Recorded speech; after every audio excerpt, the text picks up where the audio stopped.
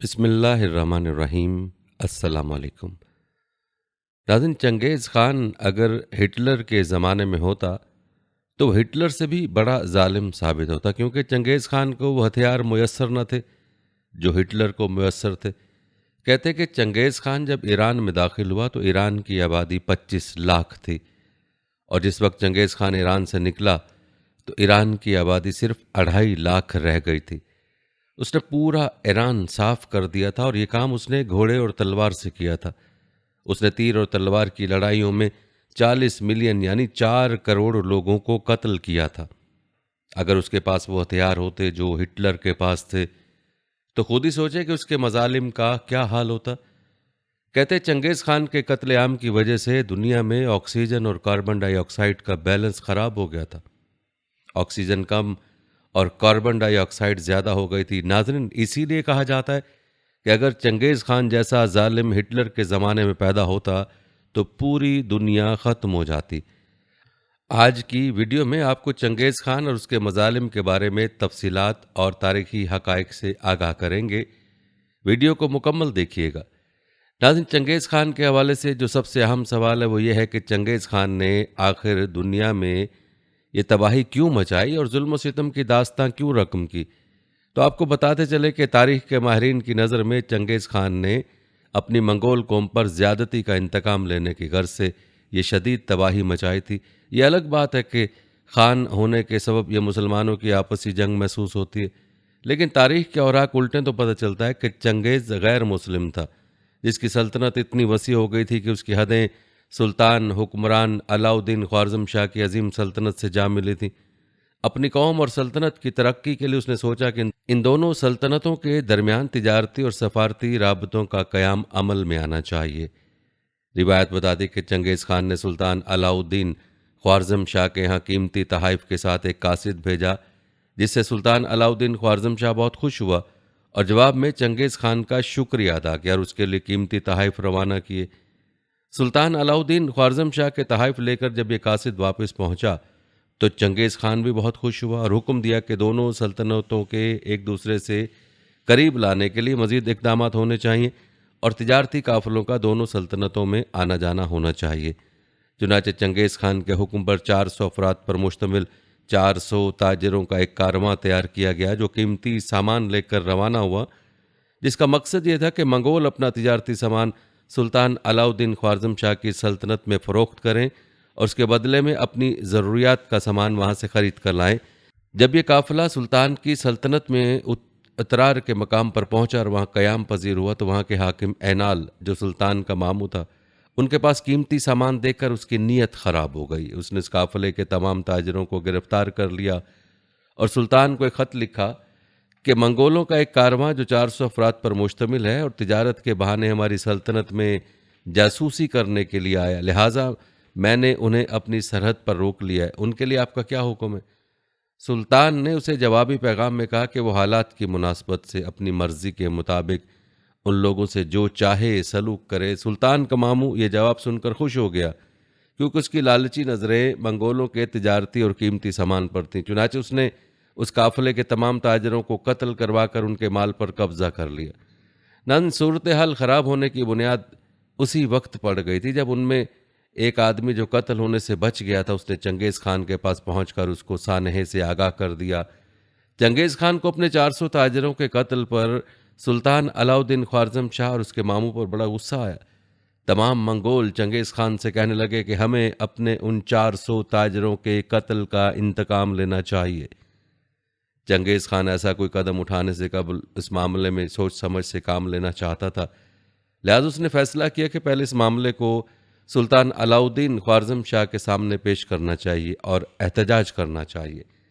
तारीखी रिवायत बताती कि चंगेज़ खान ने कासिद सुल्तान की तरफ रवाना किया और मुतालबा किया कि आपके इलाके में उतरार के हाकिम ने हमारे 400 ताजरों को कत्ल करके उनके तिजारती सामान पर कब्जा कर लिया है, लिहाजा उतरार के हाकिम ऐनाल को हमारे हवाले किया जाए ताकि हम उसे मुनासिब सज़ा दें और हमारे ताजरों का सामान हमें वापस किया जाए।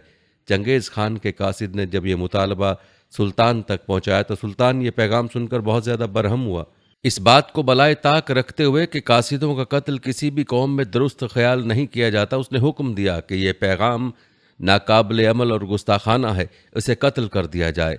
लिहाजा सुल्तान के हुक्म पर उस कासिद को कत्ल कर दिया गया।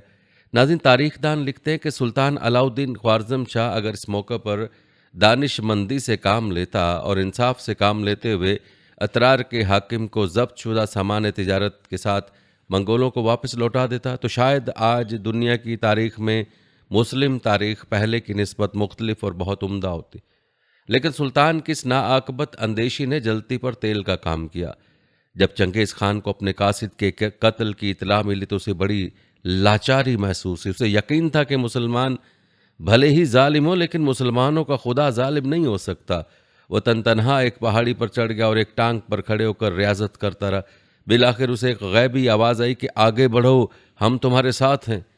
चंगेज़ ने उसके बाद यह अहद किया कि वो सुल्तान अलाउद्दीन ख्वारज़म शाह को इस तौहीन का ऐसा सबक सिखाएगा कि वो सारी उम्र याद रखेगा। और इसी इंतकामी जज्बे ने अफ़गानिस्तान समेत पूरे आलम इस्लाम में वो इबरत अंगेज़ नकूश छोड़े जिनके बारे में सुनकर आज भी इंसानियत थर्रा जाती है।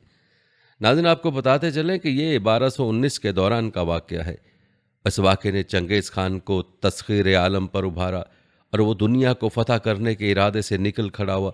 उसी साल उसने शुमाली चीन और अफ़गान सरहद के कई इलाके फतह किए, बुखारा और मरू के इलाकों को लूटा और हेरात पर कब्ज़ा किया। उसके बाद तुर्की और जनूब मशरक़ी यूरोपीय मुल्कों का रुख किया और उसकी फ़ौजों ने जनूबी रूस और शुमाली हिंद तक यलगार की।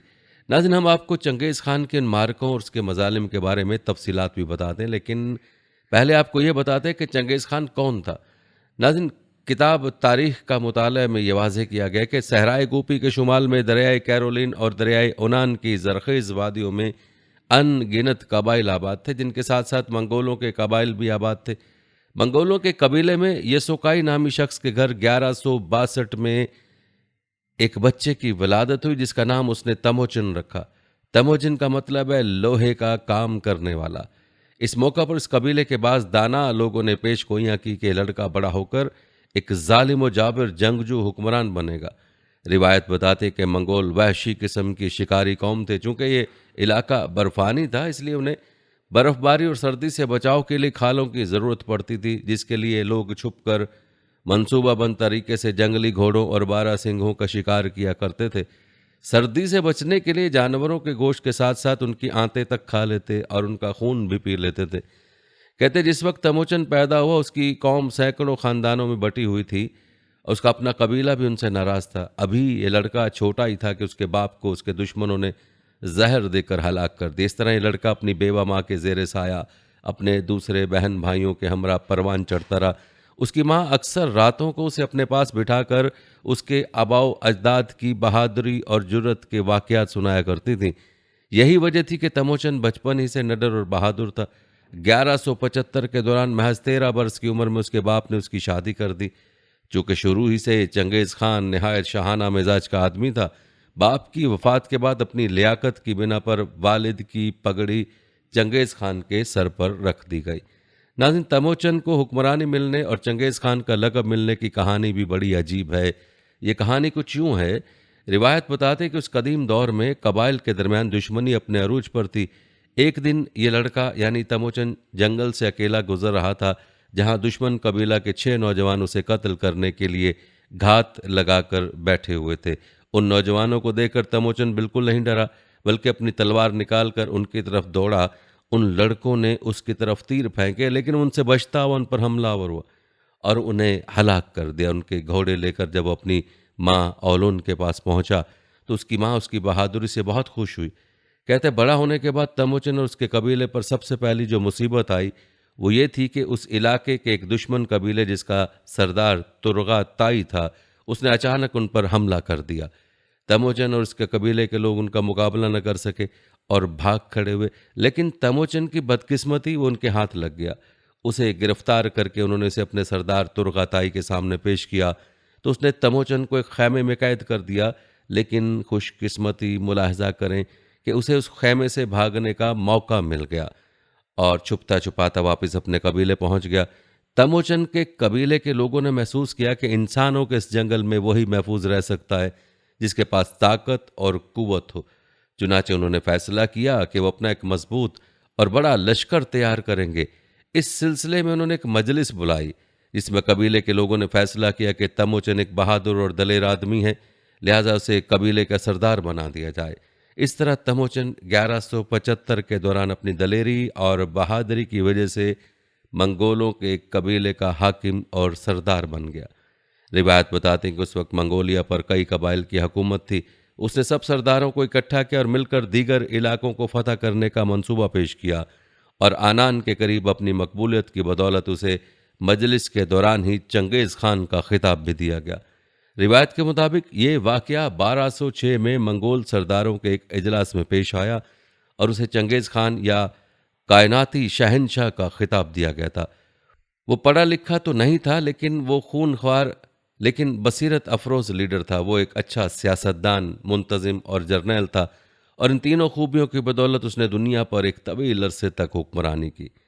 नाज़रीन, रिवायत बताती कि चंगेज़ खान ने मंगोलों का हाकिम और सरदार बनने के बाद कोशिश की कि इस इलाके के तमाम कबाइल को इकट्ठा किया जाए, और यह हुक्म जारी किया कि इस इलाके में जितने भी कबाइल हैं, कोई एक दूसरे पर हाथ नहीं उठाएगा।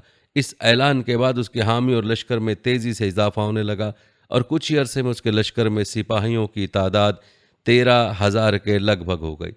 तारीखी रिवायत के मुताबिक इसी दौरान सराय गोपी के शुमाली इलाके के कबीला ताई जोत, जिसके सरदार का नाम तबरगा ताई था, उसने चंगेज़ खान के हामियों की बढ़ती हुई तादाद देखकर उस पर हमला करने की ठान ली और अपने 30,000 के लश्कर के साथ हमला करने के लिए आगे बढ़ा। तो चंगेज़ खान ने बड़ी दलेरी और जुर्रत का मुजाहरा करते हुए अपने साथियों को जवाबी कार्रवाई का हुक्म दिया। उसके सिपाहियों ने दुश्मन पर इंतहाई तेज़ रफ्तारी से हमला किया और इतने तीर बरसाए कि जंग की इब्तदा ही में तबरगा ताई के लश्कर को भारी जानी नुकसान उठाना पड़ा। उसके बाद इंतहाई हौलनाक दो बदू जंग शुरू हो गई, जिसके नतीजे में चंगेज़ खान के सिपाहियों को पहली बार शानदार फतह हासिल हुई और दुश्मन कबीले का सरदार तबरगा ताई शिकस्त खाकर भाग गया। याद रहे कि किसी दुश्मन के खिलाफ चंगेज़ खान की यह पहली फतह थी। दुश्मन के खिलाफ जंग में इस फतह ने चंगेज़ खान के हौसलों को मजीद बुलंद कर दिया। उसने अपने लश्कर की तादाद में मजीद इजाफा करना शुरू कर दिया। वो एक नाकाबिले तस्खीर ताकत बनकर उभरना चाहता था। चुनाचे जब उसकी ताकत और लश्कर की तादाद खूब बढ़ गई तो उसने चीन को फतह करने का इरादा कर लिया। चीन पर हमलावर होने में उसके रास्ते में सपासा, ताईजोत और तातारी नामी 3 बड़े कबीले आते थे। लिहाजा चीन पर हमला करने से पहले उसने उन तीनों कबीलों पर हमला करके उन्हें अपना फर्माबरदार बना लिया और उन कबीलों की अक्सरियत को अपने लश्कर में शामिल कर लिया। नाज़रीन, ये चंगेज़ खान ही था जिसने बाकायदा तौर पर मंगोल सल्तनत को एक मजबूत सल्तनत के तौर पर मुतारिफ करवाया। मंगोल सल्तनत की फ़ौज को तंजीम नौ के साथ दीगर इदारों को भी मजबूत बुनियादों पर खड़ा किया। उसने फ़ौज की तंजीम के जो असूल मुकर्रर किए, वो सदियों तक फ़ौजी माहिरों के लिए मशअल राह का काम देते रहे। उसने चीन को 2 दफ़ा ताराज किया और 1214 तक 1218 में 2 चीनी रियासतों हिया और किन पर कब्जा कर लिया। यह अलग बात है, उसे शदीद जद्दोजहद करनी पड़ी थी। रिवायत के मुताबिक चीन पर उस वक्त किन खानदान की हुकूमत थी। उनके सिपा सालारों को जब इतला मिली कि चंगेज़ खान उन पर हमला करने वाला है, तो उन्होंने भी जवाबी कार्रवाइयों की तैयारी शुरू कर दी। चीन में अक्सर शहरों के गिर्द कले और फसीलें बनी हुई थीं। इस जंग के लिए चंगेज़ खान ने मनसूबाबंदी की कि अपने लश्कर को 4 हिस्सों में तकसीम करके अपने चारों बेटों जोजी, चुगताई, ओगदाई और तोलाई को उन लश्करों का सरदार बना दिया और ये हिकमत अमली इख्तियार की कि जिन शहरों या कस्बों के गिर्द कले और फसीलें नहीं थीं, उन पर हमला करके उन्हें फतह करना शुरू कर दिया जाए। और चंगेज़ खान ने इंतहाई बर्क रफ्तारी से काम लिया और तेज़ रफ्तारी को अपना जंगी हरबा बनाया। वो चीन की सरजमीन पर अपने लश्कर के साथ जगह जगह चीन के सुस्त रफ्तार लश्करों पर हमलावर होता और उन्हें बेहद नुकसान पहुंचाकर उनसे मालो असबाब छीन लेता। इस तरह उसने चीन में एक तूफान खड़ा करके रख दिया था और उन तमाम शहरों को जिनके गिर्द कले या फसीलें नहीं थीं फतह कर लिया। चंगेज़ खान की इस हिकमत अमली और जंगी मनसूबाबंदी ने चीनियों की कमर तोड़ कर रख दी थी। चंगेज़ खान और उसके सिपाही अब चीन की सरजमीन से काफ़ी हद तक वाकिफ हो चुके थे। लिहाजा उसने अब उन शहरों को फतह करने का इरादा कर लिया जिनके गिर्द कले और फसीलें बनी हुई थीं, और हरबे के तौर पर उसने अपने इस खौफ को इस्तेमाल किया जो इस इलाके में फैल चुका था।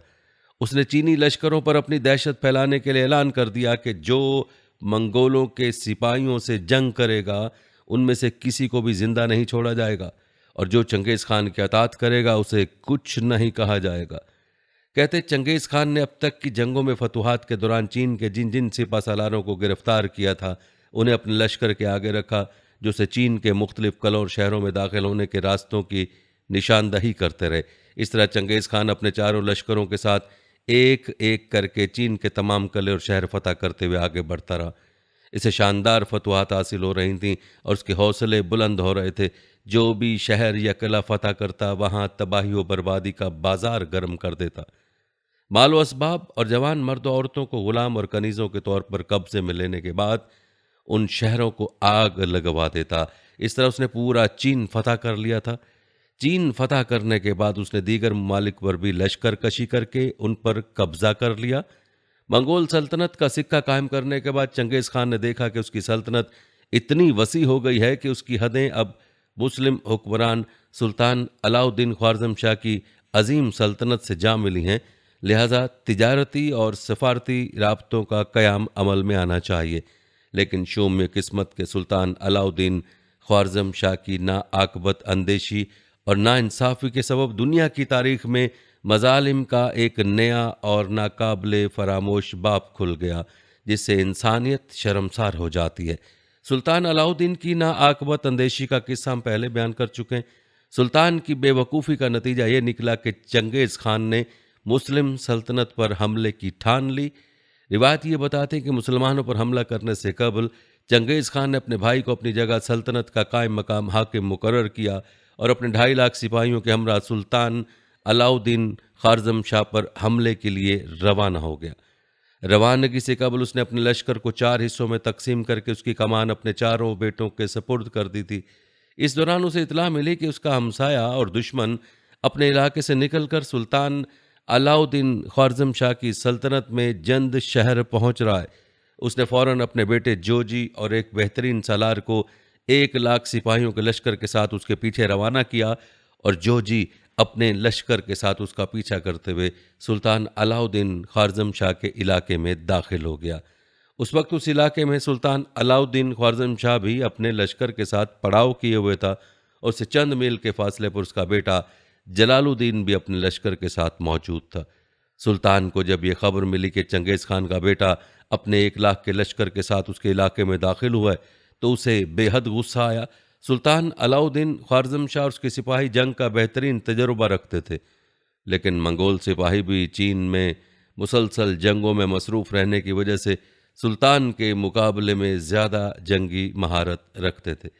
रिवायत बताती हैं कि सुल्तान अलाउद्दीन ख्वारज़म शाह अपने लश्कर के साथ मंगोलों के लश्कर का रास्ता रोककर खड़ा हो गया। दोनों लश्करों में घमसान की जंग हुई। चंगेज़ खान के सिपाहियों ने इतना ज़ोरदार हमला किया कि वो सुल्तान के लश्कर को एक तरफ से काटते हुए उसके दरमियानी हिस्से की तरफ चले गए। सुल्तान के सिपाही भी डटे हुए थे और जान तोड़कर लड़ रहे थे। करीब था कि सुल्तान को शिकस्त हो जाती, लेकिन खुशकिस्मती से उसका बड़ा बेटा जलालुद्दीन ख्वारज़म शाह भी अपने लश्कर के हमरा वहां पहुंच गया और मंगोलों पर इतना ज़ोरदार हमला किया कि मंगोलों को पीछे हटना पड़ा और चंगेज़ खान का बेटा जोजी अपने लश्कर को लेकर भाग निकला। लेकिन इसके बावजूद इस जंग में सुल्तान के बहुत ज़्यादा सिपाही मारे गए थे। कहते अपने सिपाहियों की इतनी बड़ी तादाद को हलाक देखकर सुल्तान बहुत ज़्यादा फिक्रमंद और खौफजदा हो गया। उसने अंदाज़ा लगाया कि मंगोल दूसरी कौमों के मुकाबले में ज़्यादा निडर और जरी हैं और बेखौफी से हमलावर होते हैं। लिहाजा उसने अपने तौर पर फैसला किया कि वो आइंदा मंगोलों से नहीं लड़ेगा। मंगोलों का खौफ सुल्तान अलाउद्दीन ख्वारज़म शाह के दिलो दिमाग पर इतना हावी हुआ कि वो बजाय इसके कि चंगेज़ खान के मज़ीद हमलों से नबरत आजमा होने के लिए मज़ीद जंगी मनसूबाबंदी करता, गलतियों पर गलतियां करता रहा। उसकी सबसे बड़ी गलती ये थी कि चंगेज़ खान के लश्कर को शिकस्त देने के बाद वो अपने तमाम लश्कर को लेकर समरकंद पहुंच गया। हालांकि उसके लश्कर की तादाद उस वक्त 4 लाख के करीब थी। दूसरी बड़ी गलती उसने ये की कि अपने लश्कर को उसने मुख्तलिफ हिस्सों में मुनकसिम कर दिया था और अपने लश्कर में से उसने 60,000 का लश्कर अपने मामू एनाल की तरफ रवाना कर दिया, जिसकी वजह से चंगेज़ खान उसकी सल्तनत पर हमलावर हुआ था। 30,000 का लश्कर उसने बुखारा की तरफ और तकरीबन 2 लाख का लश्कर समरकंद की हिफाजत के लिए मुतय्यन करके बाकी लश्कर अपने पास रखा। इस तरह सुल्तान अलाउद्दीन ख्वारज़म शाह ने अपनी जंगी ताकत को कमज़ोर और मुंतशिर कर लिया था। नाज़रीन, जहां अपने लश्कर को तकसीम करके सुल्तान अलाउद्दीन ख्वारज़म शाह अपनी जंगी ताकत को पहले ही कमज़ोर कर चुका था, वहां उससे एक हमाकत और हुई जिसकी वजह से उसकी सिपाही उससे बददिल हो गए थे। वो हमाकत ये थी कि समरकंद में क़याम के दौरान जब सुल्तान एक खंदक का मुआयना कर रहा था, खंदक का जायज़ा लेने के बाद अपने सिपा सलारों और सिपाहियों से कहने लगा कि हम पर इतनी बड़ी कौम ने हमला कर दिया, अगर वो अपने ताज़ियाने ही इस खंदक में डाल दें तो ये खंदक उसी से भर जाएगी। लिहाजा जब सुल्तान समरकंद से खरासान की तरफ रवाना हुआ तो उसकी सिपाही समझ गए थे कि सुल्तान अब मंगोलों का सामना नहीं करना चाहता। ये वही सुल्तान अलाउद्दीन ख्वारज़म शाह था जो जवानी में बड़े बड़े सरकश दुश्मनों को ज़ेर कर लिया करता था, लेकिन मंगोलों का इस पर ऐसा रौब और खौफ तारी हुआ कि उसने उनसे टकराने का इरादा तर्क कर दिया। सुल्तान को चंगेज़ खान के बारे में इतलात मिलती रहती थी कि चंगेज़ खान अपने चारों बेटों की कमान में अपने लश्कर के साथ एक एक करके मुसलमानों के तमाम शहरों पर कब्जा करता जा रहा है। उधर सुल्तान अलाउद्दीन दिल में चंगेज़ खान का खौफ लिए अपना 2 लाख का लश्कर लेकर कभी किसी शहर मंगोलों के आगे आगे भागता फिर रहा था। उसके बड़े बेटे जलालुद्दीन और सिपा सलारों ने उससे कहा कि अगर आप मंगोलों का मुकाबला नहीं करना चाहते तो कुछ मुहाफिजों को लेकर किसी महफूज मकाम पर चले जाएं। हमारे पास 2 लाख का लश्कर मौजूद है। अगर हम मंगोलों के सामने डट जाएं तो उन्हें मार मार कर वापस जाने पर मजबूर कर सकते। लेकिन कुछ बदबख्त नजूमियों ने सुल्तान को मशवरा दिया कि मुसलमानों को मंगोलों से नहीं लड़ना चाहिए वरना नुकसान उठाना पड़ेगा। ये बात सुल्तान के जहन में बैठ गई। उसने ना तो अपने सिपा सलारों की बात मानी और ना ही अपने बेटे की। चुनाचे सुल्तान ने यही किया और एक जजीरे में रूपोश हो गया। उसने अपने अहल खाना को जिस किले में महफूज किया था उस किले तक मंगोल पहुंच गए, उसका मुहासरा कर लिया और थोड़ी सी मज़ाहमत के बाद उन्होंने किले पर कब्जा करके तमाम मुहाफिजों और दीगर मर्दों को कत्ल कर दिया, जिनमें सुल्तान के करीबी अजीज़ और बूढ़ी औरतें भी थीं। सुल्तान की बेटियों और खूबसूरत लड़कियों को मंगोल सरदारों ने आपस में बांट लिया। जब ये अफसोसनाक खबर सुल्तान को मिली तो शिद्दत गम से उसे ऐसा धचका लगा कि कुछ दिन बीमार रहकर मर गया। अलबत्ता चंगेज़ खान ने अपने चारों बेटों की कमान में अपने लश्कर के साथ एक एक करके मुसलमानों के बहुत से शहरों पर कब्जा कर लिया था। वहाँ मौजूद मुसलमान और उनके सिपा सलारों ने अपनी महदूद कुव्वत के बावजूद उनसे मुकाबला ज़रूर किया, लेकिन मंगोलों के इस तूफ़ान के सामने न ठहर सके। उन्होंने मुसलमानों के जिन शहरों पर हमला किया वहाँ जुल्म और बर्बरियत की इंतहा कर दी। औरतों, बच्चों और मर्दों का कत्लेआम किया गया और मकतब, मदरसे, मस्जिदें, लाइब्रेरियाँ और कुतुब खाने, तहजीबी और सकाफती मराकज़ तबाह बर्बाद कर दिए गए। नाज़रीन, तारीख़ आलम गवाह है कि सुल्तान अलाउद्दीन ख्वारज़म शाह की बुज़दिली की वजह से मंगोलों ने उसकी अज़ीमुशान सल्तनत की ईंट से ईंट बजा कर रख दी। सुल्तान अलाउद्दीन की बुज़दिली और तर्ज़ अमल इंतहाई नफ़रत के काबिल है। सुल्तान अलाउद्दीन ख्वारज़म शाह की मौत पर चंगेज़ खान बहुत खुश हुआ। वो सुल्तान के बड़े बेटे जलालुद्दीन ख्वारज़म शाह की दलेरी और जुर्रतमंदी से भी वाकिफ़ था। उसे इस बात का भी अंदाज़ा था कि अगर जल्द ही जलालुद्दीन का खात्मा ना किया गया तो ऐसा ना हो कि वो मुंतशिर मुसलमानों को जमा करके उसके खिलाफ कोई लश्कर तैयार कर ले और मंगोलों की सारी फतूहात को बदतरीन शिकस्त में तब्दील कर दे। लिहाजा चंगेज़ खान ने अपने बेटों और सिपा सलारों को हुक्म दिया कि वो जलालुद्दीन ख्वारज़म शाह को तलाश करें।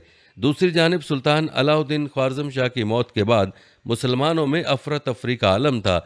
उनके लश्कर छोटे छोटे टुकड़ों में बंटकर अपनी कुव्वत और ताकत खो चुके थे। बस्तियां उजड़ गई थी, शहर तबाह हो चुके थे, मुसलमानों की कसीर तादाद मारी जा चुकी थी। जिन बस्तियों और शहरों पर चंगेज़ खान और उसके सिपाहियों ने हमले किए उन्हें मुकम्मल तौर पर तबाह बर्बाद कर दिया था। बचे खुचे लोग पहाड़ों और जंगलों में जा छुपे थे। ऐसे में मुसलमानों को अगर कोई बचाव की सूरत नज़र आती थी तो वो सुल्तान अलाउद्दीन ख्वारज़म शाह का बड़ा बेटा जलालुद्दीन ख्वारज़म शाह था। लेकिन वो अकेला मंगोलों के खिलाफ क्या कर सकता था। बहरहाल जलालुद्दीन ने जब अपने बाप की मौत के बाद सुल्तान का मनसब संभाला तो उसके सामने 2 रास्ते थे। पहला ये कि अपने बाप सुल्तान अलाउद्दीन ख्वारज़म शाह की तरह ज़िल्लत और रुसवाई का रास्ता इख्तियार करते हुए मंगोलों के आगे आगे भागता फिरे। दूसरा ये कि जवां मर्दी और शुजात से काम लेते हुए इज्जत की मौत को जिल्लत की जिंदगी पर तरजीह दे। चुनाचे सुल्तान जलालुद्दीन ख्वारज़म शाह ने दूसरा रास्ता इख्तियार किया और लश्कर तैयार करके चंगेज़ खान से मुकाबला करने का फैसला किया और बचे खुचे सिपाहियों को लेकर सल्तनत के मरकजी शहर ख्वारज़म की तरफ रवाना हो गया। जलालुद्दीन जब ख्वारज़म पहुंचा तो वहां के लोग उसे देखकर बहुत खुश हुए और वो सिपाही जो सुल्तान अलाउद्दीन की बुज़दिली की वजह से इधर उधर भाग गए थे, सुल्तान जलालुद्दीन के पास जमा होना शुरू हो गए। इस तरह चंद ही दिनों में सुल्तान जलालुद्दीन के पास 7,000 सिपाही जमा हो गए। चंगेज़ खान को जब इतला मिली कि जलालुद्दीन ख्वारज़म शाह एक छोटे से लश्कर के साथ ख्वारज़म शाह में मुकीम है, तो उसने फ़ौरन एक लश्कर ख्वारज़म पर हमला करने के लिए रवाना कर दिया। वो किसी तौर ये न चाहता था कि जलालुद्दीन जिंदा रहे या उसके खिलाफ लश्कर जमा करे। वो उसे अपने लिए बहुत बड़ा ख़तरा महसूस करता था, क्योंकि वो जलालुद्दीन की शुजाअत और बहादुरी से वाकिफ़ था। मंगोलों ने जब सुल्तान जलालुद्दीन पर हमला किया तो वो ये समझते थे कि ये भी अपने बाप की तरह उनका नाम सुनकर भाग खड़ा होगा, लेकिन ऐसा नहीं हुआ। सुल्तान जलालुद्दीन अपने छोटे से लश्कर के साथ मंगोलों के कई गुना बड़े लश्कर पर टूट पड़ा और इतनी बेजिगरी से लड़ा कि मंगोल सिपाही भाग खड़े हुए। नाज़रीन, सुल्तान के हाथों मंगोलों की पहली शिकस्त थी। उसके बाद सुल्तान जलालुद्दीन यहाँ से आगे रवाना हो गया। रास्ते में उसे इतला मिली कि आगे मंगोलों का एक और बड़ा लश्कर उसे रोकने के लिए तैयार खड़ा है, लेकिन सुल्तान ने हिम्मत न हारी और आगे बढ़ा। जब उस मकाम पर पहुंचा जहां मंगोलों का लश्कर मौजूद था, मंगोलों ने उस पर हमला कर दिया। सुल्तान जलालुद्दीन ने अपने छोटे से लश्कर को इस मुनज़्ज़म तरीके से मंगोलों से लड़वाया कि मंगोल हैरान रह गए। रिवायत बताते हैं कि इस लड़ाई में सुल्तान और उसके सिपाहियों ने बेशुमार मंगोलों को मौत की घाट उतार दिया और मंगोल अपने लश्कर का इस कदर जानी नुकसान देखकर भाग खड़े हुए। सुल्तान जलालुद्दीन के हाथों मंगोलों की दूसरी शिकस्त थी। चंगेज़ खान, जो सुल्तान जलालुद्दीन के एक शहर से दूसरे शहर जाने पर बेहद परेशान और फिक्रमंद था, वो जानता था कि अगर उसने मुंतशिर मुसलमानों को अपने गिर्द जमा कर लिया तो मंगोलों का नाम और निशान मिटा देगा। वो जल्द से जल्द सुल्तान जलालुद्दीन का खात्मा चाहता था, इसलिए उसने एक और बहुत बड़ा लश्कर सुल्तान पर हमला करने के लिए रवाना कर दिया। रिवायत के मुताबिक सुल्तान जलालुद्दीन के लश्कर की तादाद अब 18,000 के करीब हो गई थी। उसे उसके मुखबरों ने इतला दी कि मंगोलों के एक बहुत बड़े लश्कर ने मुसलमानों के शहर कंज, जो आज अफ़गानिस्तान का हिस्सा है, उसका मुहासरा किया हुआ है और वहाँ के लोग बहादुरी से इनका मुकाबला कर रहे हैं, जबकि मंगोलों को शहर में दाखिल नहीं होने दे रहे। चुनाचे सुल्तान और उसका लश्कर मंगोलों पर टूट पड़ा। घमसान की जंग हुई, जिसके नतीजे में मंगोलों को बदतरीन शिकस्त हुई और वो भाग खड़े हुए। नाज़रीन, सुल्तान के हाथों मंगोलों की तीसरी शिकस्त थी। रिवायत बताते हैं कि इस कामयाबी के बाद सुल्तान अपने लश्कर के साथ गजनी से होता हुआ बरवान शहर पहुंचा, जहां उसे इतला मिली कि मंगोलों के एक लश्कर ने बामियान शहर का मुहासरा किया हुआ है। चुनाचे सुल्तान जलालुद्दीन अपने लश्कर के साथ बामियान शहर पहुंचा और मंगोलों पर मौत तारी करने वाला हमला कर दिया। मंगोल एक मर्तबा फिर भाग खड़े हुए। इस तरह सुल्तान के हाथों मंगोलों की ये चौथी शिकस्त थी। कहते हैं चंगेज़ खान को जब इस चौथी शिकस्त की खबर मिली तो उसे मंगोलों की कमज़ोरी, ज़िल्लत और शिकस्त पर बड़ा गुस्सा आया। उसने तहिया कर लिया कि वह सुल्तान जलालुद्दीन से अपनी इस ज़िल्लत और रुसवाई का इंतकाम ज़रूर लेगा। उसने फ़ौरन तेज़ रफ्तार कासिद रवाना किए कि वह शिकस्त खुर्दा लश्कर को वहीं रुकने का हुक्म दें और कहें कि चंगेज़ खान खुद वहां जलालुद्दीन का मुकाबला करने के लिए आ रहा है। जब सुल्तान जलालुद्दीन को इतला मिली कि चंगेज़ खान खुद एक बहुत बड़े लश्कर के साथ उस पर हमलावर होने के लिए आ रहा है, तो उसने चंगेज़ खान से टकराने का अज़्म कर लिया। इस मौका पर सुल्तान जलालुद्दीन ने अपने लश्कर को 3 हिस्सों में तकसीम किया। दरमियानी हिस्से का लश्कर सुल्तान ने अपने पास रखा। दाएं और बाएं जानिब के हिस्से का लश्कर अपने 2 सिपा सालारों सैफुद्दीन और अमीनुल मल्क, जो जंग का बेहतरीन तजुर्बा रखते थे, उनकी कमान में दिया और बरवान शहर के बाहर खुले मैदान में अपने लश्कर के साथ चंगेज़ खान का इंतज़ार करने लगा। रिवायत बताती कि चंगेज़ खान ने आते ही मुसलमानों पर अपनी पूरी ताकत से हमला कर दिया। सुल्तान ने अपने सिपाहियों के साथ तकबीर बुलंद की और पूरी कुव्वत से मंगोलों से टकरा गया। बरवानी शहर के गिरदोनवा के मैदान में सारा दिन मंगोलों और मुसलमानों के दरमियान जंग जारी रही। आखिर चंगेज़ खान और उसका लश्कर जलालुद्दीन के सिपाहियों के सख्त हमलों की ताब न ला सके और उनके पांव उखड़ गए और भाग खड़े हुए। जब मंगोल भागे तो उस वक्त सुल्तान जलालुद्दीन के जोश और जज्बे की हालत देखने वाली थी। मुसलमानों ने चंगेज़ खान के सिपाहियों का ताक़ुब करते उनका खूब कत्लेआम किया। नाज़रीन, यूं सुल्तान जलालुद्दीन के हाथ चंगेज़ खान की ये पांचवीं शिकस्त थी। रिवायत बताती कि चंगेज़ खान की शिकस्त के बाद सुल्तान जलालुद्दीन के लश्कर में भी एक बहुत बड़ा हादसा रूनुमा हुआ। सुल्तान के लश्कर के दोनों सिपा सालारों में अमीनुल मुल्क और सैफुद्दीन के दरमियान एक इंतहाई खूबसूरत और आला नस्ल के घोड़े की वजह से तकरार शुरू हो गई, जो इस जंग में मुसलमानों के हाथ लगा था। अमीनुल मुल्क ने गुस्से में आकर घोड़े की चाबुक सैफुद्दीन के सर पर दे मारी, जिसकी शिकायत सैफुद्दीन ने सुल्तान जलालुद्दीन से की। सुल्तान कशमकश में पड़ गया, क्योंकि उन दोनों के मातहत काफ़ी बड़े लश्कर थे। वो उन दोनों में से किसी की भी दिल शिकनी नहीं करना चाहता था। लिहाजा सुल्तान ने किसी किस्म के रद्द अमल का इजहार नहीं किया और खामोश रहने में मसलहत जानी। सुल्तान की खामोशी से सैफुद्दीन को दिली रंज हुआ।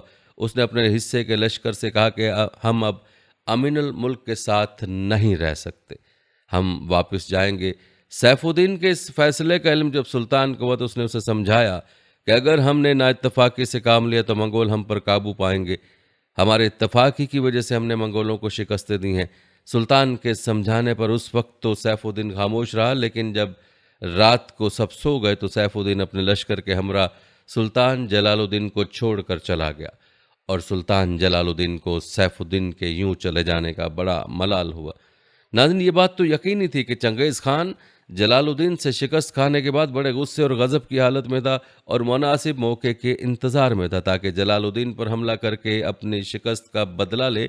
उसके मुखबरों ने जब उसे इतला दी कि सुल्तान का एक बेहतरीन सिपा सलार अपने हिस्से के लश्कर के साथ सुल्तान से अलग हो गया, तो चंगेज़ खान ने सोचा कि इसे सुल्तान जलालुद्दीन पर हमला करने का इससे बेहतर मौका फिर कभी नहीं मिल सकेगा। चुनांचे उसने अपने पूरे लश्कर को जमा किया और सुल्तान की तरफ बढ़ा। उधर सुल्तान जलालुद्दीन के मुखबर भी से चंगेज़ खान के बारे में इतलात फराहम कर रहे थे। सुल्तान भी चंगेज़ खान से मुकाबला करने के लिए मुनासिब जगह की तलाश में था। वो चाहता था कि चंगेज़ खान को वैसी शिकस्त दे कि वो दोबारा मुसलमानों का सामना न कर सके। लेकिन सुल्तान जलालुद्दीन के लिए दुश्वारी ये थी कि पहले उसके पास 60,000 का लश्कर था, लेकिन सैफुद्दीन की अलहदगी ने मुसलमानों की ताकत को नुकसान पहुंचाया था। सुल्तान जलालुद्दीन कोशिश कर रहा था कि किसी तरह अपने लश्कर की इस कमी को पूरा करे, लेकिन हालात दिन ब दिन दुश्वार हो रहे थे। मंगोल लश्कर चारों तरफ से सुल्तान का घेराव करने जा रहे थे। सुल्तान जलालुद्दीन ने चंगेज़ खान पर आखिरी ज़रब लगाने के लिए दरियाए सिंध के किनारे पर पहुंचकर एक बड़े मैदान का इंतखाब किया। उस जगह दरियाए सिंध का बहाव बहुत तेज़ और पानी इतना गहरा था कि दरिया को पार नहीं किया जा सकता था। इस मैदान का महल वो इस तरह से था कि बाएं जाने बुलंद पहाड़ थे और दाएं तरफ से दरियाए सिंध पीछे की जानिब एक लंबा मोड़ काटता था, जिसकी वजह से इस मैदान का दायां बायां और पिछला हिस्सा महफूज था। सिर्फ सामने का हिस्सा खुला हुआ था। जलालुद्दीन यहाँ अपने लश्कर के साथ चंगेज़ खान से मुकाबला करने के लिए पूरी तरह तैयार था। मार्के का दिन आ पहुंचा और एक दिन सुबह सवेरे चंगेज़ खान अपने पूरे लश्कर के साथ उस मैदान के सामने से नमूदार हुआ। सुल्तान जलालुद्दीन ने देखा कि चंगेज़ खान ने इस मरतबा अपने लश्कर में कुछ तब्दीलियां की हैं। पहले वो लश्कर के दरमियाने हिस्से में रहता था, लेकिन इस मरतबा वो अपने लश्कर के पिछले हिस्से में था और अपने गिर्द उसने 10,000 मंगोल सिपाही रखे हुए थे। शायद ये उसने इसलिए किया था कि वो जलालुद्दीन की दलेरी और शुजात से मरूब हो चुका था। वो जानता था कि अगर जलालुद्दीन किसी मौका पर जंग में कामयाब हुआ तो उसकी गर्दन ज़रूर कलम कर देगा। जंग की इब्तिदा करने के लिए चंगेज़ खान ने अपने लश्कर के एक हिस्से को आगे बढ़ाया। नकारे पर चोट पड़ी, अलम बुलंद हुए और फौजें एक दूसरे के सामने सफ़े आरा हो गईं। सुल्तान जलालुद्दीन ख्वारज़म शाह ने अपने लश्कर के बाएं हिस्से को अमीनुल मुल्क की कमान में आगे बढ़ने का हुक्म दिया। मुसलमान और मंगोल आपस में टकरा गए। घुमसान का रन पड़ा। सुल्तान और उसके मुजाहिदों ने मंगोलों पर इस कदर जान तोड़ और ज़ोरावर हमला किया कि मंगोल फौज के कदम उखड़ गए और वो पीछे हटने पर मजबूर हो गए। इस मौका पर चंगेज़ खान के बेटों को गैरत आई और अपने लश्कर को लेकर उनकी मदद को लपके। अमीनुल मुल्क का दस्ता भागने वाले मंगोलों के ताक़ुब में था और यही उनकी गलती थी, क्योंकि मंगोल एक हिकमत अमली के तहत पीछे हटे थे। जब सुल्तान के सिपाही ताक़ुब करते करते मंगोलों के शहरों के जब सुल्तान के सिपाही ताक़ुब करते करते मंगोलों के लश्कर में काफ़ी अंदर चले गए तो घात लगाकर बैठे हुए मंगोलों के दस्तों ने उन पर हमला कर दिया, जिससे अमीनुल मुल्क के दस्ते में शामिल सिपाहियों को काफ़ी जानी नुकसान हुआ। जंग का नक्शा पलटने लगा और मैदान जंग के उस हिस्से पर मंगोलों का दबाव बढ़ने लगा। चंगेज़ खान जो अपनी फ़ौज के दरमियान पीछे की जानिब खड़ा अपनी फ़ौज को लड़वा रहा था, सुल्तान जलालुद्दीन की नज़र उस पर पड़ गई। उसकी आंखों में गुस्से और इंतकाम से खून उतर आया, जिसे देखकर सुल्तान जलालुद्दीन ने फैसला कर लिया कि वो या तो मंगोलों को निस्तो नाबूद कर देगा या खुद अपने आप को मौत के सपुर्द कर देगा। और इस अज़्म के साथ सुल्तान ने अपने तमाम लश्कर के साथ चंगेज़ खान पर ज़ोरदार हमला कर दिया। सुल्तान जलालुद्दीन चंगेज़ खान तक पहुंचना चाहता था। चंगेज़ खान ने जब ये देखा कि सुल्तान मंगोल सिपाहियों को काटता हुआ उस पर हमलावर होकर उसको हलाक करना चाहता है, तो एक ताज़ा दम घोड़े पर सवार होकर अपने लश्कर के पिछले हिस्से की तरफ भागा। हालांकि सुल्तान जलालुद्दीन के लश्कर की तादाद चंगेज़ खान के लश्कर के मुकाबले में ना होने के बराबर थी। मंगोलों के लाखों लश्कर के मुकाबले में सुल्तान के पास सिर्फ 30,000 का लश्कर था। लेकिन मुसलमान जिस सरफरोशी और जोश से लड़ रहे थे, चंगेज़ खान ने अंदाज़ा लगाया कि अगर जंग इस तरह जारी रही तो जलालुद्दीन और उसका लश्कर लाखों मंगोलों को मौत के घाट उतार देगा और ख़ुद उसकी भी गर्दन काट देगा। लिहाजा चंगेज़ खान ने अपने एक सिपा सालार उसके हिस्से के लश्कर को अलहदा किया और हुक्म दिया कि वो किसी तरह इन ऊंची पहाड़ियों को अबूर करके नीचे उतरकर सुल्तान की पुश्त पर या उसकी बाएं जानिब से हमलावर हो जाएं। इस तरह सुल्तान जलालुद्दीन पर जंग के दो महाज खुल जाएंगे और अपने छोटे से लश्कर के साथ दो महाजों पर नहीं लड़ सकेगा। पहाड़ पर चढ़ने वाला मंगोलों का लश्कर तादाद में सुल्तान के लश्कर से कई गुना बड़ा था। ये लश्कर ऊंचे पहाड़ पर चढ़ गया, जिसमें मंगोलों के बहुत से सिपाही पहाड़ से नीचे गिरकर हलाक भी हुए, लेकिन ये लश्कर पहाड़ की दूसरी जानिब उतरने में कामयाब हो गया। अब सामने से चंगेज़ खान, उसके बेटों ने और बाएं जानिब से पहाड़ से नीचे उतरने वाले लश्कर ने अपनी पूरी कुव्वत से सुल्तान जलालुद्दीन पर हमला कर दिया। सुल्तान जलालुद्दीन को अंदाज़ा था कि उसके लश्कर की तादाद बहुत कम है। मंगोल जिस तरह से उस पर दो जानिब से हमला करने में कामयाब हो गए, इसके लश्कर को बहुत ज़्यादा नुकसान होगा।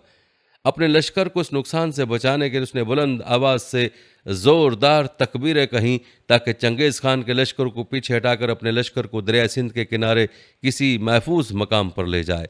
रिवायत के मुताबिक सुल्तान ने वक्ती तौर पर चंगेज़ खान के लश्कर को पीछे हटने पर मजबूर कर दिया था, लेकिन जिस वक्त सुल्तान पीछे दरिया की जानिब हटा तो पीछे से मंगोल सिपाही सैलाब की शक्ल में उसके सिपाहियों पर टूट पड़े और सुल्तान जलालुद्दीन के लश्कर को बहुत ज़्यादा जानी नुकसान पहुंचाया।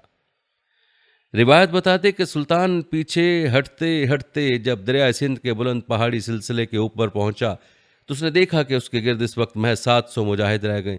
अपने मुट्ठी भर साथियों को देखकर सुल्तान परेशान हो गया। वो समझ गया कि उसका आखिरी वक्त आन पहुंचा है।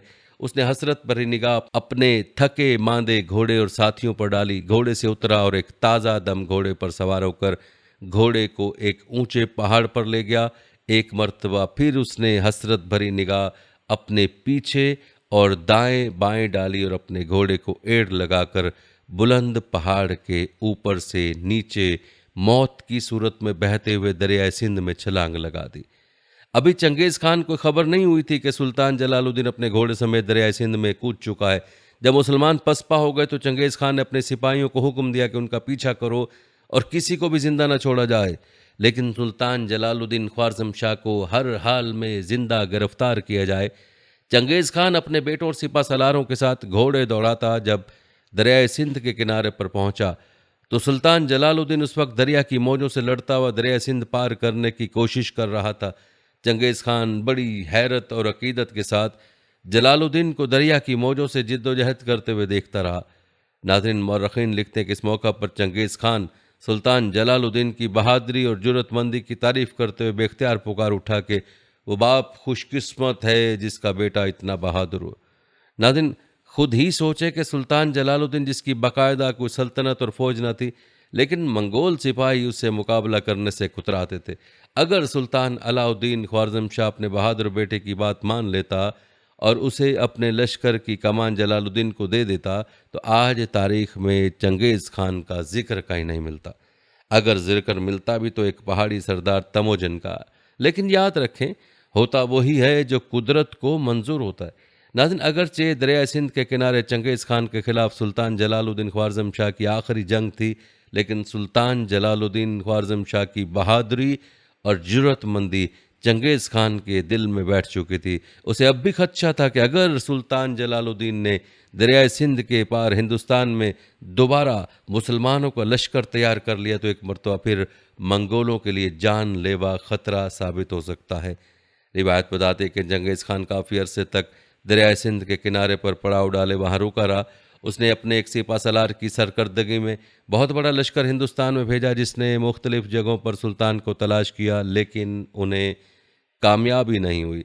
रिवायत के मुताबिक सुल्तान जलालुद्दीन की तलाश में मंगोल लाहौर और मुल्तान पर भी हमलावर हुए और यहाँ भी तबाही और बर्बादी का खेल खेला, लेकिन सुल्तान जलालुद्दीन उसके हाथ न लगा और चंगेज़ खान की सुल्तान जलालुद्दीन ख्वारज़म शाह को जिंदा गिरफ्तार करने की हसरत जिंदगी भर पूरी ना हो सकी और उसका वो लश्कर जो उसने जलालुद्दीन ख्वारज़म शाह की तलाश में भेजा था नाकामो नामराद लौट आया। आखिरकार दरिया सिंध के किनारे लड़े जाने वाली इस फैसला कुन जंग के बाद चंगेज़ खान को अपना वतन याद आने लगा। चुनाचे उसने अपने लश्कर के साथ वापस अपने वतन जाने का इरादा कर लिया और अपनी सल्तनत के मरकज़ी शहर कराक्रम की तरफ रवाना हो गया, जो दुनिया की बुलंद तरीन सहरा गूपी के पार तिब्बत के इलाके से तकरीबन 800 मील के फासले पर था। रवानगी से कबल चंगेज़ खान ने मफ्तू इलाकों में अपने सूबेदार और गवर्नर मुकर्रर किए।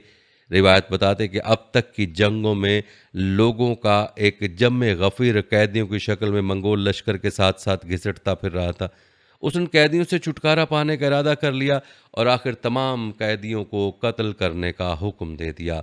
रिवायत के मुताबिक चंगेज़ खान के इस हुक्म पर ख्वारज़म के शाही हरम की ख़वातीन के अलावा हर मर्द व जन को कत्ल कर दिया गया था। उन बदकिस्मत ख़वातीन को आखिरी मरतबा अपने वतन की तरफ देखने और आहो बका का मौका दिया गया। इन मुक़य्यद ख़वातीन में सुल्तान अलाउद्दीन ख्वारज़म शाह की माँ तुर्कन खातून भी शामिल थी। उसको हुक्म दिया गया कि अपने ख़ानदान की तमाम ख़वातीन के साथ नंगे सर और नंगे पाँव लश्कर के आगे आगे चले और तमाम ख़वातीन अपनी तबाही और बर्बादी का मातम करती हुए जाएं।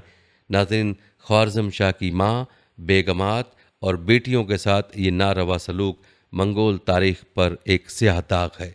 बहरहाल चंगेज़ खान जब दरियाए सीहों के किनारे पहुंचा, ये वही जगह थी जहां से वो पहली मरतबा सल्तनत ख्वारज़म में दाखिल हुआ था। दरिया के किनारे पहुंचकर उसने फ़तह का जश्न मनाने का हुक्म दिया। उस वक्त वो सुल्तान अलाउद्दीन ख्वारज़म शाह के तख्त पर बैठा हुआ था, जो उसने फ़तह के दौरान हासिल किया था, और उस वक्त उसके सर पर सुल्तान अलाउद्दीन का ताज था, उसके हाथ में सुल्तान अलाउद्दीन का असा था। रिवायत बताते कि चंगेज़ खान और उसके सिपाही दरियाए सीहों के किनारे कई दिन तक फ़तह का ये जश्न मनाने के बाद अपने वतन की तरफ रवाना हो गए। नाज़रीन, चंगेज़ खान अगरचे बूढ़ा हो चुका था, मगर फिर भी वो चाहता था कि चीन के वो इलाके जो अब तक उसके हमलों से बच गए हैं, उन पर हमला करके उन्हें भी अपनी सल्तनत में शामिल कर ले। लेकिन चंगेज़ खान का 1227 या 1226 के दौरान चीन पर तीसरे हमले के दौरान 72 साल की उम्र में इंतकाल हो गया। रिवायत के मुताबिक मरने के बाद उसकी लाश को छकड़े में लाद कर सेराय गूपी के पार उस मरकजी शहर कराक्रम लाया गया। रास्ते में जिस जगह से चंगेज़ खान की लाश गुजरती, उन रास्तों पर जो भी काफिला या मुसाफिर मिलता, उसे कत्ल कर दिया जाता, ताकि किसी को खबर ना हो सके कि चंगेज़ खान मर गया है। चंगेज़ खान की लाश जब उसके मरकजी शहर कराक्रम लाई गई तो उसे दफन करने के लिए सलाहो मशवरा हुआ। मंगोलों के एक सरदार को चंगेज़ खान ने बता दिया था कि जब वो मर जाए तो उसे शहर के सबसे बड़े सनोबर के दरख्त के नीचे दफन किया जाए। ये दरख्त बहुत ऊंचा और बड़ा था। उस दरख्त को देखकर चंगेज़ खान अक्सर ये कहा करता था कि इसका साया बूढ़े के लिए बड़ी आराम की जगह है। उस दरख्त के इर्द गिर्द सनोबर के और भी छोटे छोटे दरख्त थे, जिन्हें एक तरह से इस बड़े सनोबर के दरख्त को घेर रखा था। बहरहाल सनोबर के उस दरख्त के साए तले एक बहुत बड़ी कब्र खोदी गई। उसके बाद चंगेज़ खान के इस घोड़े को मार दिया गया जिस पर उसने अपने आखिरी दिनों में सवारी की थी। उसकी हड्डियां अलहदा करके उन हड्डियों को जलाकर खुश्क और साफ कर लिया गया। उस कब्र के अंदर एक छोटा खैमा नस्ब किया गया जिसमें पका हुआ गोश्त, अनाज, एक कमान, एक तलवार और उसके घोड़े की हड्डियां रखी गईं। उसके बाद उस कब्र में चंगेज़ खान को दफन कर दिया गया। जब तक उस कब्र के इर्द गिर्द छोटे दरख्त नहीं उगाए, उस वक्त तक उस कबीले के लोग बारी बारी चंगेज़ खान की कब्र पर पहरा देते रहे। ये फैसला इसलिए किया गया था कि किसी को उसकी कब्र का पता ही ना चले। बहरहाल चंगेज़ खान, जो दुश्मन को शिकस्त देकर उनके सरों के मीनार तामीर करने का शौकीन था और दुश्मन के सरों की खोपड़ियों को प्याले बनाकर उनमें शराब पीने का आदी था, अपने अंजाम को पहुंच गया। नाज़रीन, चंगेज़ खान के मकबरे के बारे में जो कहानी अभी बयान हुई, इस कहानी का हकीकत से कुछ लेना देना नहीं है, क्योंकि मौत के बाद से अब तक चंगेज़ खान माहिरीन आसार कदीमा के लिए एक मुअम्मा बना हुआ है और आज तक उसका मदफन दरियाफ्त नहीं हो सका।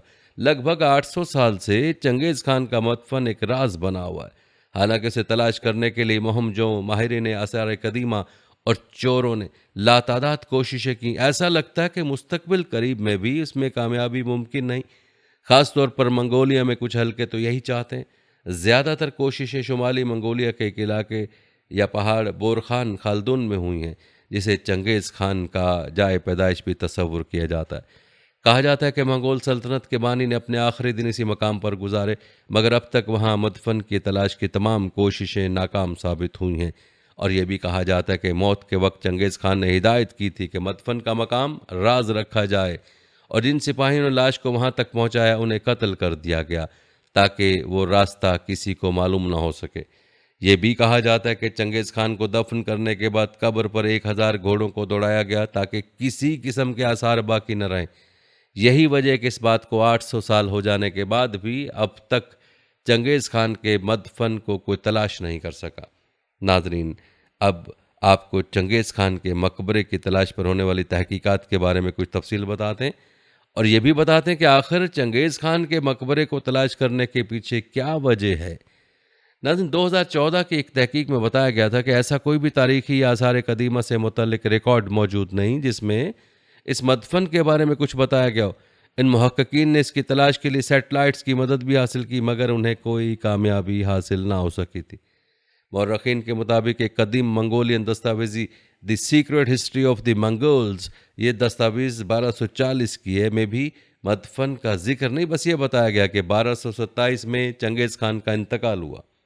अलबत्ता इसमें बोरखान खालदून के लिए चंगेज़ खान की अकीदत का काफ़ी तस्करा किया गया, उसी वजह से वहाँ मुतअद्दिद कोशिशें की गई थी।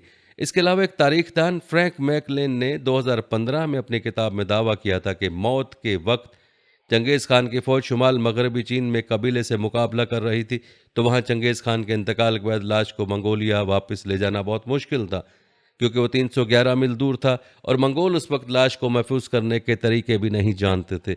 लिहाजा उन्होंने चीन के उसी खत्ते में कहीं चंगेज़ खान को दफना दिया था, लेकिन उसमें कितनी सदाकत है इस बारे में कुछ वाज़ेह तौर पर नहीं कहा जा सकता। नाज़रीन, आपको मज़ीद बताते चले कि माजी के मरूफ सयाह मार्को पोलो, जो 1254 से 1324 तक जिंदा रहे थे, उस दौरान 17 साल चीन में गुजारे। उन्होंने किताब दी ट्रेवल्स ऑफ मार्को पोलो में बताया कि चंगेज़ खान के मदफन के मकाम से वाकिफ 20,000 अफराद को कत्ल कर दिया गया ताकि उस जगह को राज में रखा जा सके, मगर तारीखदान मार्को पोलो के बेशतर दावों पर शुबहात जाहिर करते हैं। लिहाजा चंगेज़ खान के मदफन के हवाले से उनकी बात को अक्सर झुटलाया जाता है। नाज़रीन, याद रखें, चंगेज़ खान का मदफन की तलाश में नाकामी की एक बड़ी वजह मंगोलिया खुद है, जहाँ के लोग मंगोल सल्तनत के बानी की आखिरी ख्वाहिश के मुताबिक उस जगह को राज में रखना चाहते हैं। आपको बताते चले कि मंगोलिया रकबे के लिहाज से बहुत बड़ा और गरीब मुल्क है, जहाँ सिर्फ 2% हिस्से में सड़कें मौजूद हैं। यहाँ आबादी बहुत कम है और हर जगह बयाबान या पहाड़ नज़र आते हैं। इस तरह की सरजमीन में मुतअद्दिद राज छुपाना बहुत आसान है। नाज़रीन, जहाँ तक सवाल है कि आखिर चंगेज़ खान के मकबरे या मदफन को तलाश करने में इतनी दिलचस्पी क्यों दिखाई जा रही है, तो इस हवाले से मुतअद्दिद हलकों का मानना है कि चंगेज़ खान के मदफन में दुनिया भर से जमा किया गया ख़जाना मौजूद है और यही दुनिया भर के लोगों की दिलचस्पी की वजह भी है। दिलचस्प बात यह कि 2004 में जापान और मंगोलिया के माहिरीन की एक टीम ने चंगेज़ खान के महल को दरियाफ्त किया था, जिसमें मौजूद तारीखी दस्तावेज़ात में ऐसे हवाले मौजूद हैं जिनसे इंदिया मिलता है कि हुकाम रोज़ाना महल के मैदान से चंगेज़ खान के मदफन तक जाकर रसूमात अदा करते थे, मगर उसे अब तक दरियाफ्त नहीं किया जा सका। इस हवाले से अगर आपके पास कोई मालूमात हो तो कमेंट में ज़रूर बताइएगा। आखिर में आपको चंगेज़ खान के बाद की मुख्तसर तारीख बताते। रिवायत बताती कि चंगेज़ खान के पोतो मंगू खान और कुबलाई खान के ज़ेर सरकर्दगी मंगोल एशिया में दाखिल हुए और 1229 तक जब कुबलाई खान ने चीन की फतह मुकम्मल की तो मंगोलों की सल्तनत तारीख के वसी तरीन सल्तनत बन चुकी थी। उनके ज़ेर तसल्लुत चीन, रूस और वस्ती एशिया का इलाका था। इसके अलावा ईरान और जनूब मगरबी एशिया का बेशतर हिस्सा भी शामिल था। इन फौजों ने पोलैंड से शुमाली हिंद तक कामयाबी के झंडे गाड़े, जबकि कोरिया, तिब्बत और जनूब मशरक़ी एशिया में कुबलाई खान की बादशाहत कायम हुई। नाज़रीन, रिवायत के मुताबिक 1368 में मंगोलों को चीन के बेशतर हिस्सों से खारिज कर दिया गया था, लेकिन साथ ही रूस में उनके इक़्तिदार की उम्र दराज हुई। वहाँ चंगेज़ खान के पोते बातू खान की सल्तनत को बिलअमूम सुनहरी जिरगे का नाम दिया गया था। ये 16वीं सदी तक कायम रही, जबकि करीमिया में इक़्तिदार 1783 तक बाकी रहा। चंगेज़ खान के दीगर बेटों और पोतों ने वस्ती एशिया और ईरान में सल्तनतें कायम की। इन दोनों इलाकों को 14वीं सदी में तैमूर लंग ने फतह किया, जो खुद मंगोल नस्ल से था और ख़ुद को चंगेज़ खान का जानशीन कहलाता था। तैमूर लंग की बादशाहत का अख्ताम 15वीं सदी में वक़ूफ़ पज़ीर हुआ, लेकिन ये तमाम मंगोल फतूहात और इक़्तिदार का ख़ात्मा नहीं था। अलबत्ता तैमूर लंग के पड़पोते बाबर ने हिंदुस्तान पर हमला किया और मुग़ल या मंगोल सल्तनत की बुनियाद रखी। बिल आखिर मुग़ल हुक्मरानों ने तमाम हिंदुस्तान पर कब्ज़ा किया और ये इक़्तिदार 18वीं सदी के वस्त तक कायम रहे। नाज़रीन, ये थी हमारी आज की वीडियो। कमेंट सेक्शन में अपनी राय का इज़हार ज़रूर करें और बताएं कि आप अगली वीडियो कौन से इस्लामिक टॉपिक पर देखना चाहते हैं। आपकी कीमती राय हमारे लिए बहुत अहमियत रखती है और जाने से पहले वीडियो को शेयर ज़रूर कीजिएगा। हम उम्मीद करते हैं कि आपको हमारी आज की वीडियो ज़रूर पसंद आई होगी। अगर आपको हमारी आज की ये वीडियो पसंद आई है तो इसको लाइक करें। आखिर में उन लोगों से एक बार फिर दरख्वास्त है कि हमारे चैनल को ज़रूर सब्सक्राइब कर लें जिन्होंने अभी तक हमारा चैनल सब्सक्राइब नहीं किया हुआ। सब्सक्राइब के साथ लगे घंटी के बटन को भी ज़रूर क्लिक करें ताकि आपको हमारे आने वाली मज़ीद वीडियोस का नोटिफिकेशन बर वक्त मिलता रहे। अल्लाह ताला आपको अपनी फ़मान में रखे। आमीन।